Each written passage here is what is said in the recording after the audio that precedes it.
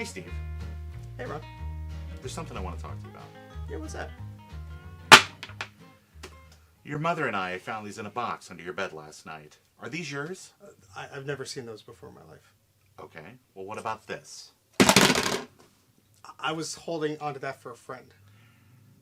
I'd like to believe that, Steve. But I think, like a lot of young boys your age, you've got a battery problem. I just need help.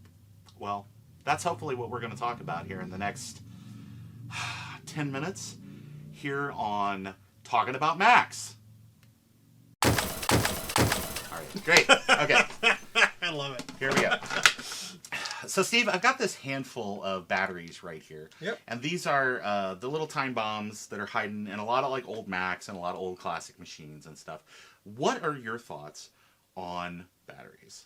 Well, I mean, they serve a good purpose when you need to make sure that your settings or your time or whatever is saved on the machine. But with vintage machines like this, especially if they are not yours, you're going out to get one, or you're not aware of the condition of them, they could be lethal to them. And that is something that unfortunately happens all too often with these vintage machines. I agree. I think that there's a lot of times where people, they get a machine secondhand, and the term battery bomb, which a lot of the viewers at home are very unfortunately familiar with, like this SE that you recently acquired. Came out of this guy, yeah. If folks at home can kind of see, you could see the battery damage on there. Yeah, right in this region here. Yeah, Maxell's the worst, and it's not just on the front side of the board. It will go down through the vias, and we've got damage on the back side of the board. So what would be the number one thing that people could do to avoid this type of thing on their retro computers? You could just simply take the batteries out. Take the batteries out? Sacrilege, sir. I know. Calm down. This is a new concept for a lot of people. But if you simply remove the battery before it explodes, you are preventing it from damaging your computer. So you're telling me if I took the simple step of removing this time bomb from my machine, that I could not only extend the life, but protect the value of my classic computer? That's right, Ron. Oh my gosh. It seems too simple. What would I, a simple Macintosh user, do to accomplish this goal? Well, unfortunately with the compact Macs, it's a little bit difficult to open some of them, but with the right tools and the right knowledge, you can successfully remove the logic board from the machine and the battery that's either clipped on or soldered onto the board. Well, it seems simple, but what if I don't have specialized tools? Where would I go to find the things that I need to open up my old machine? Well, there's a Torx 15 screwdriver, and that's the one that you need. It has to be pretty long, but it's fairly known about around the Macintosh community that is the tool that you need to crack open these Macs. And you could go to a forum like Tinker Different, where I'm sure there's a lot of people who would help you out in trying to find that specific tool that has a long enough length to reach through the case and the screws that are towards the top of the machine there. Well, once I get those 4 Torx screws out, it seems like the case is really tightly bound together. Is there any sort of advice you can give people on how to actually separate the front of the case from the rear shell? Yes, there is. Well, through the magic of television, do you maybe have some of these tools that we could show the people at home? Why, yes, I do, Ron. So this is the Torx 15 you were talking about. Yes, this is sort of an older style one. A lot of these will actually have a handle with a longer stem here, but this was actually in one of the bags that I got one of these machines in, so I'm guessing that this is a period appropriate one. But it doesn't have to be anything fancy. It just has to, be long enough to reach the screws that are, going to be in the back of, the front of the machine, but you're going to have to reach it through the back of the case. So it's going to have to be long enough for this to actually reach there and for you to undo those screws. That's great. And then when you're separating the plastics, surely you don't want to go in with like a flat blade screwdriver and just try to like wiggle up the edge of the case and separate things. I've only seen a million of those machines at swap meets that people have chewed up the edges. So surely there's a better tool for that too. Yeah, I mean, you could use your fingernails. You could, if a machine has been opened before, it's going to be much easier to open it up the second time. Sure. They are a little bit difficult. It depends on, how well it was stored and if it was ever opened before. There is a suggestion that a lot of people say of like use both hands to do it, and like maybe have a friend like try and push it or whatever. Or if you have really big hands, you can just like slap on the side of it and just like hulk it, and do that. But There is this tool that I was given. This is a little bent, unfortunately, but this is one of these. I don't know if this is referred to as the Mac Cracker, but it's one of the tools that someone would have had at the time. And you put this between the seam of plastic, usually on the underside of the machine, so if it were to damage anything, it wouldn't cause really any issues.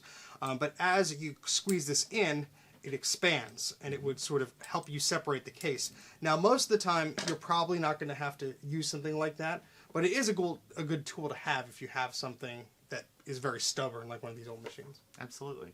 And I've also seen people go to the hardware store, and they have those very simple, it's a very thin but flat sort of bladed... Like a putty knife almost? Well, I was thinking kind of like the for like maybe temporarily putting up draperies or something like that.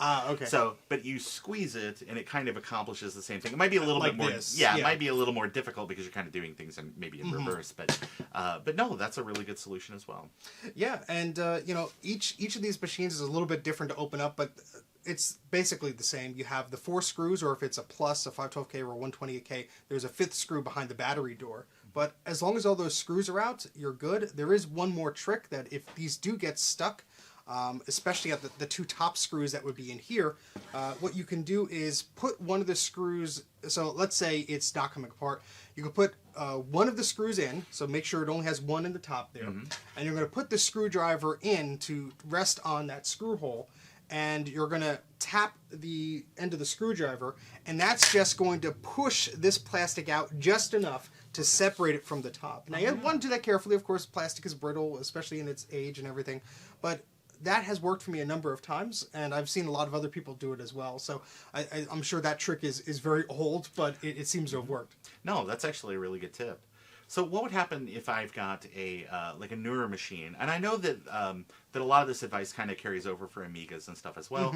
But I know that there are a lot of Macintosh machines like LC Series, Quadra 700, CSI, or I'm sorry, 2CI, 2CX, and a lot of those machines that just have the tabs on the back that can get kind of brittle. Is there any sort of advice that you would give people and just kind of going like slow or something that maybe... Yeah, I mean, obviously you want to do one end at a time. You don't want to do both at once usually. And some of these machines, like the 2CI and the 2CX, will actually have a screw hole.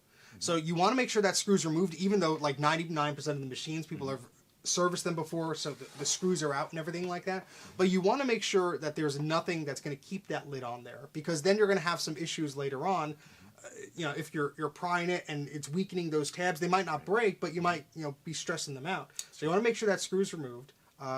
Sometimes what I will do is I'll take, it's like a little wedge, but it's plastic. I think it's meant for automotive work, but it's probably like this, you know, very, very thin type thing, probably about that wide. And you just sort of put that under there, and there'll be a catch of where that lip is. And you just want to sort of gently suggest that it move the way it's supposed to without cracking off. Sure. I haven't really had as much trouble with like the 2CX and the 2CI, but with the, you know, the 6100 series, the 610, those machines, the LCs, they seem to be a bit more, the flaps are much thinner in that area. Certainly. Whereas the 2CX and the 2CI, there's more of a form there. So.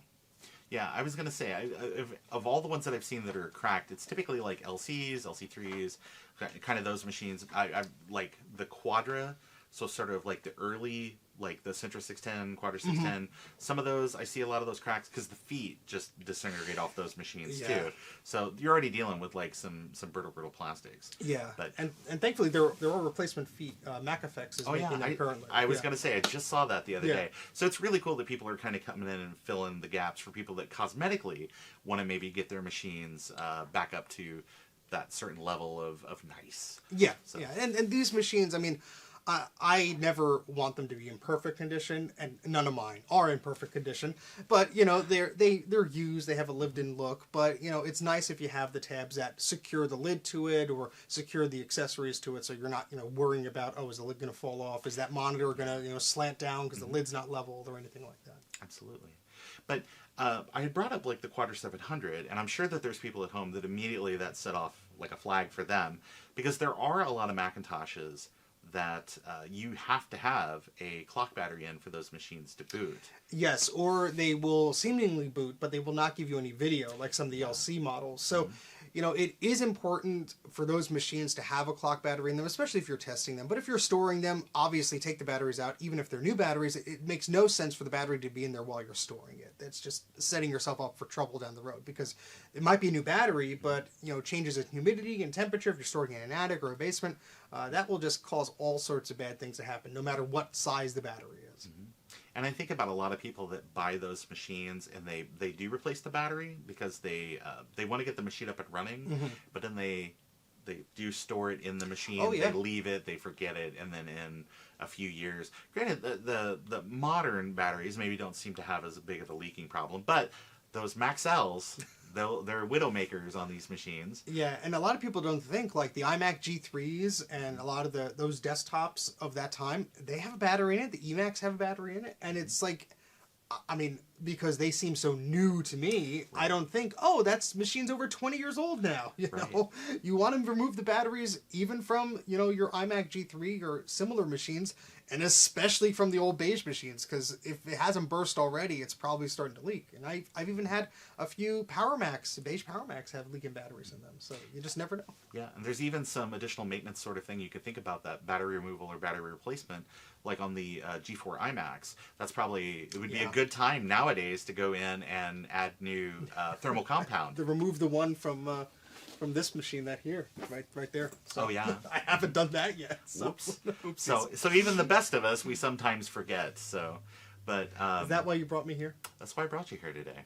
I wanted to talk to you about that. I also wanted to talk to you about, I've seen a number of solutions that are kind of appearing on the market now that use the existing battery carrier that's on the motherboard for, it'll be like a PCB that'll take a CR2032. Oh, okay, yeah. That you can just kind of pop those things in place. What are your thoughts on those type of replacements that still use a lithium battery that maybe might be less likely to leak? Yeah, I mean, that's a good solution, but I would suggest also, no matter what it is, if you're soldering on a AA battery holder to it, or you're using, a modern replacement half AA battery, or some of the button batteries that you're recommending, you still don't want to store it in there if you're not using the machine. However, anything that's going to supply the right voltage to that, I think is a great way to preserve the settings or the clock data. If you're using an application or you're using a system enough where that's going to be cumbersome of it forgetting to turn the color on or change the resolution or anything like that, yeah, that's a great solution, as long as you don't leave it in there for storage. You leave it in there while you use the machine. Yeah. So your recommendation would be to, if you have an older machine, absolutely make sure that you check those batteries.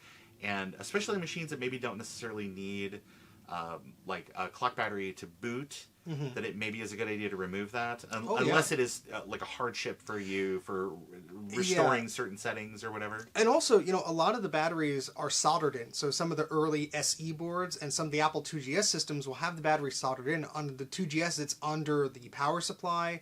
And a lot of these machines, like the 2SI and the 2CI, well, the 2CI, the 2CX, and the Quadra 700, the battery is like hidden in a way under the hard drive carrier. So if you're looking at pictures on eBay and you're like, oh, it doesn't look like the machine has battery bombed barf all over it, and then you get it and you discover it's trashed. Before you get the machine, that's when you want to ask the questions. You want to get more photos of it. You want to see the condition that it's in to make sure that it's in good shape, because you don't want to run into that trap. But yes. Oh yeah, and if you do need the replacement, I don't know if you've used any of those other solutions or stuff, but you did say that that it's probably okay just as long as you're not storing it in the machine for any kind of extended period of time. Yeah, I wouldn't worry about that. I mean, I have my Quadra 800, which is over there, has the battery adapter, which is just two AA's that is soldered to the sides of the battery holder, because at the time I didn't have the battery for it, and the graphics card that it takes is very peculiar. It will go through this self-test mode every single time it doesn't have any battery power and it resets itself. So in order to not do that every single time, I just did a quick solution. But it's in a little external plastic thing. Sure, battery acid would leak through that if that would ever leak or anything, but you just want to take proper precautions. But I wouldn't say that you have to use one of these. Whatever is supplying the right amount of voltage. Even I've heard that some of the later performance machines that use those little square brick batteries, I think they're like 4.5 volts. That they run fine at 3.5 or 3.6. It's just enough to keep the system settings there, keep that chip with the information that it has until it's shut off. Yeah. And I've also seen on some of the clone machines and maybe some of the other Macs, I can't remember the Tasmania or Tanzania, whatever that motherboard. Has a T in it. Yeah, it's got a T, and it's fun to say as long as you know what the word is. But notice how I'm not attempting to say it. No, it's okay. I'm sure somebody at home is going to leave it in the comments. Yes, please do. That's engagement. That is right. But I know on a lot of those designs, and then some of the later Power Macintosh machines as well, that you can bypass that because they have a CUDA button. Yes, and some of the machines, especially the clones, are very picky to that, because if you have a clone and it doesn't seem like it's booting up, or there's no signs of life at all, it's usually the battery is just dead. And without a working battery, they just will not work properly. And I have the M-Power clone tower that I have, and it will not work until I press that CUDA button because the PRAM battery is dead. Yeah. And so, you could replace a battery, you'd probably be fine. But it's just, knowing a lot of these little things helps, because you're going to get a Power Mac or you're at a flea market and you can't test it, but you see that it has an old battery in there. You want to make sure that the battery socket looks clean, because you also have to remember, this is just going back to when we were talking about it leaking, the orientation of how the machine was stored. So if it was stored upside down or on its side, I had a Macintosh TV that I knew that was unfortunately damaged, but the seller stored it on its side. So when the battery leaked, it leaked all the way down to the board and destroyed the TV tuner and all that stuff.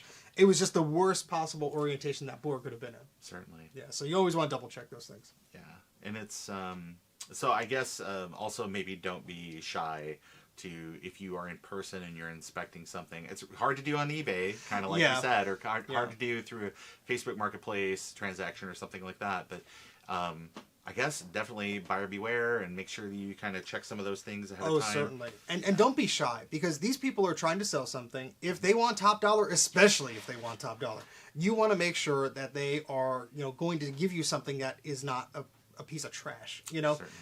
Don't be afraid to ask for more pictures. And if they're not going to comply, well, then somebody else could buy the mystery machine that's probably damaged. Right. We've all been bit by that before.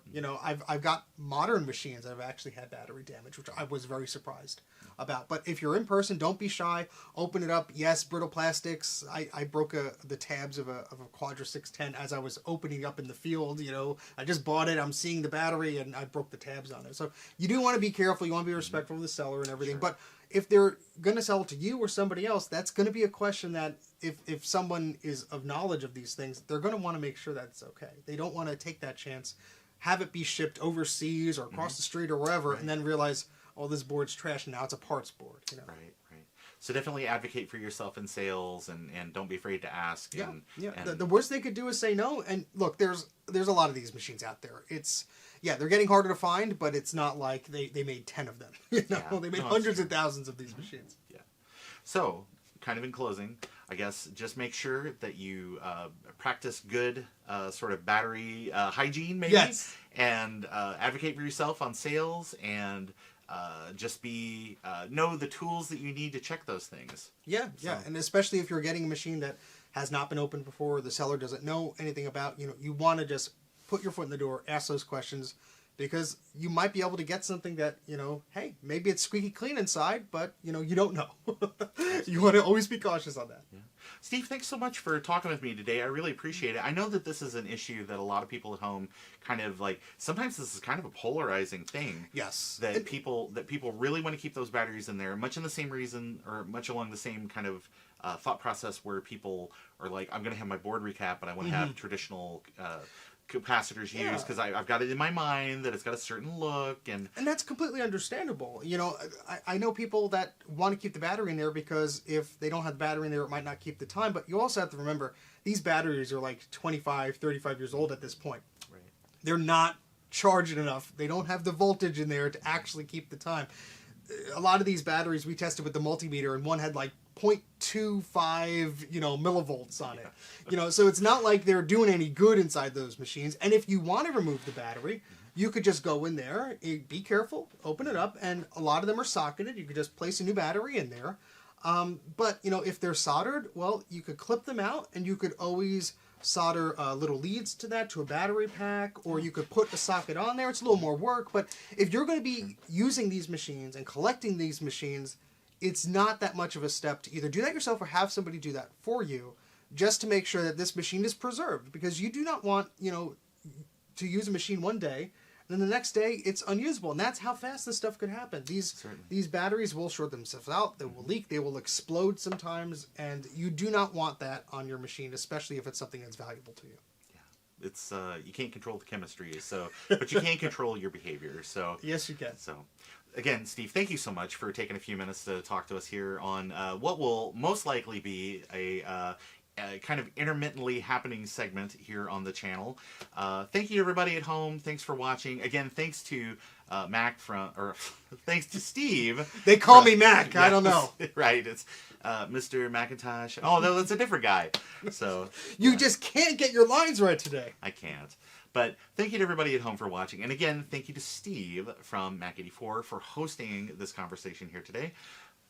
Everybody, have a wonderful evening. And remember, Apple II forever. Apple III forever.